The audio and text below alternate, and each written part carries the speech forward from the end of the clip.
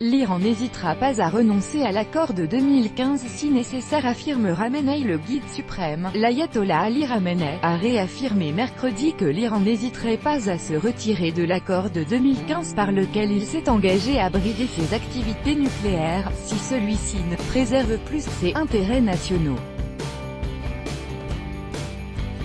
Naturellement, si nous arrivons à la conclusion qu'il ne préserve plus nos intérêts nationaux, nous y renoncerons, a dit M. Ramenei, selon des propos tenus lors d'une réunion avec le gouvernement et publiés sur son site.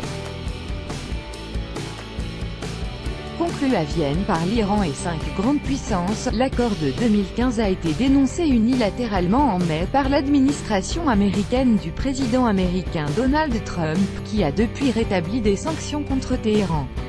Les Européens, qui disposent d'une marge de manœuvre réduite, tentent de sauver ce texte, mais le gouvernement iranien ne doit pas placer trop d'espoir en eux, a répété mercredi le guide suprême. Nous devons évaluer leurs promesses sous l'angle du scepticisme, a-t-il souligné. L'ayatollah Ramenei a par ailleurs de nouveau exprimé le refus iranien d'entreprendre des négociations avec Washington, en dépit d'une récente offre en ce sens du président américain.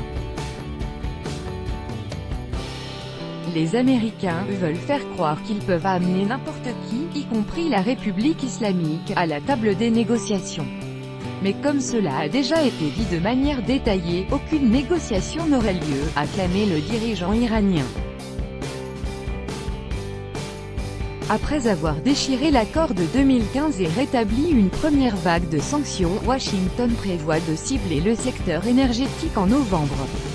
Téhéran dénonce un étranglement de son économie, et vient de porter l'affaire devant la Cour internationale de justice. Par peur des sanctions américaines, un grand nombre de groupes internationaux ont déjà annoncé leur retrait du pays, à l'instar des compagnies françaises Total, Peugeot et Renault et allemandes Siemens et Daimler.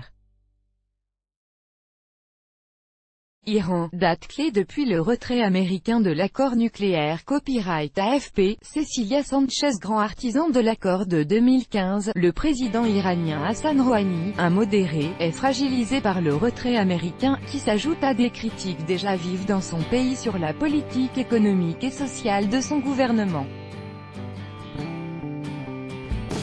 2 de ses ministres viennent d'être congédiés par le Parlement, et 2 autres doivent être à leur tour auditionnés dans les prochains jours.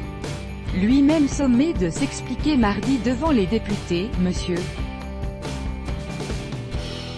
Rouhani, élu en 2013 puis réélu l'an dernier, n'a pas convaincu, mais il dispose encore à ce jour du soutien du guide suprême.